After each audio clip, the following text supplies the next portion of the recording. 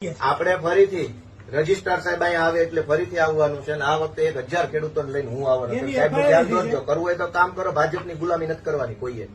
કિરીટ પટેલની ગુલામી આખું જિલ્લા વહીવટી તંત્ર કરે. શરમ નથી આવતી? કિરીટ પટેલ શું છે? સાંસદ છે, મંત્રી છે શું?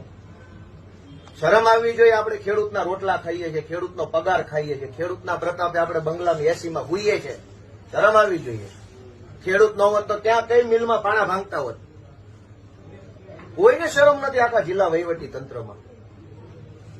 જિલ્લા પંચાયતમાં જાવ તો અહીં મોકલે, અહીં જાવ તો આમ મોકલે, આમ જાવ તો આમ મોકલે.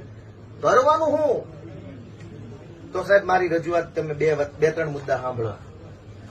જે ખેડૂતોએ કરજ ખત જ નથી ભર્યું, જેને અંગૂઠો નથી માર્યો, સહી નથી મારી, એના નામે જે કરજ ઉપડ્યું છે ધિરાણ, એ તો નિર્દોષ છે. ટેકનિકલી તમે એને નોંધ અપાવો, રજીસ્ટ્રાર તરીકે એની લિસ્ટ બનાવો. તપાસના અંતે 94, 96, 94 ઈ ન જાણે ભાઈ, એ તમે જાણો. આ માણસ નિર્દોષ છે. તમે એનું લિસ્ટ બનાવીને જિલ્લા બેંકને આપો, ઉપર આપો. તમારી પાસે બધાના ડોક્યુમેન્ટ તો પડ્યા છે. અરજી આપી છે, ધિરાણ અરજી, કરજ ખત ભર્યો છે કરજ લેવા માટે. એ તો તમારી પાસે છે ને કોપીઓ? અમારી પાસે તમે માગો જ મળે ને? અમે માગીએ જ મળે. બરાબર, અમને તો ન દે ને. તમને નો દે. હા તો તમે માગો ને. તમે માગશો તો દેશે.